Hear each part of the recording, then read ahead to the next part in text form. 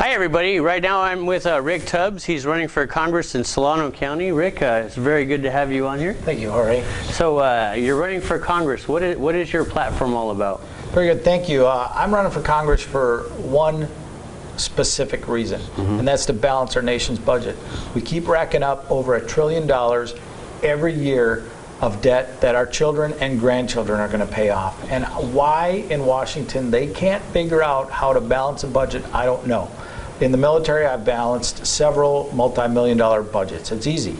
You prioritize, you make every dollar stretch as far as it'll go, you draw a line, and you say no to the rest. That's what we need in Washington, and that's why I'm running. Now, of course, there's some things that need to be fixed as well, and when you look at what Obamacare is going to do to our medical industry, our services, to the people, it is the wrong direction. We do need some reform, and I'm in favor of bringing some reform in, but repealing Obamacare is vitally important before we destroy our medical system. And then last, in California, where we live, our home state, we've been arguing over how to solve our water supply crisis for over 30 years, and we haven't done anything. We need to take a stand. We need leadership on this issue, like so many others. Somebody who is willing to say, this is the way to go. Take the risk, get out there, show the way, and fix this crisis once and for all.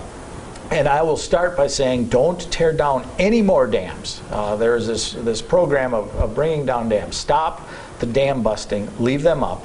And I would say today to you that we need to build the Auburn Dam as a start to fixing our storage issue. We need more storage. The Auburn Dam needs to be built, and I'll start there.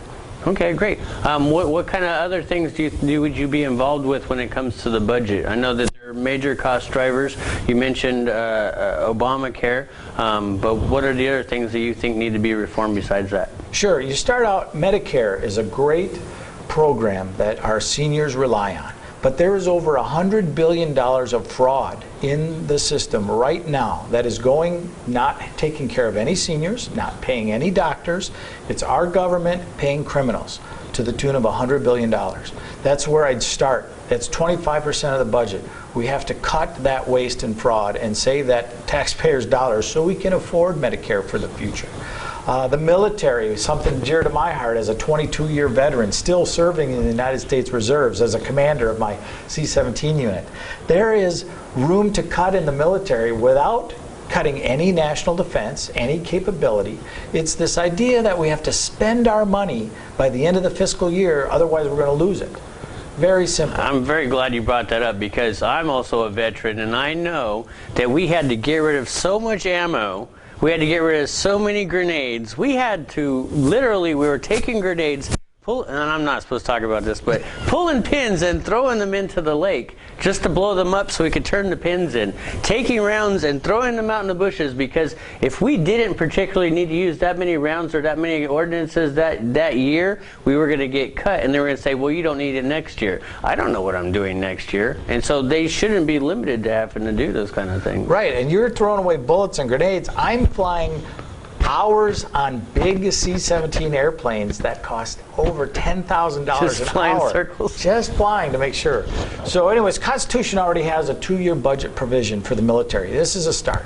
You allow the military to budget over 2 years. So at the end of a fiscal year, if you have savings, you keep it into the next year. If you need it, spend it. If you don't, then you give it back with no fear of losing it in future years. That's just another start for you. There's plenty more to do, but there's a couple of examples of big ticket items we can save. Is there anything else that you would work on besides the budget?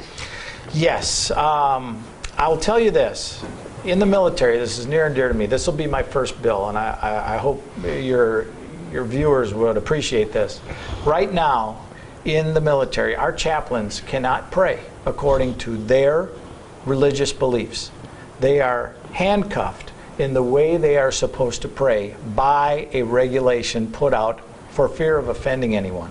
I don't care if you're a Muslim, a Jew, a Christian, you should be able to pray the way your religion dictates.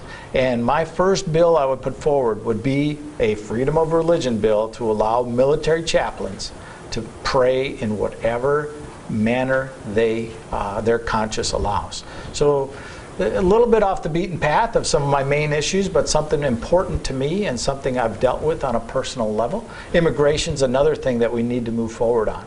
A guest worker program that allows foreign nationals to come in from wherever, work in this country with a guest worker ID, live in the sunlight, not be illegal. We need to allow that.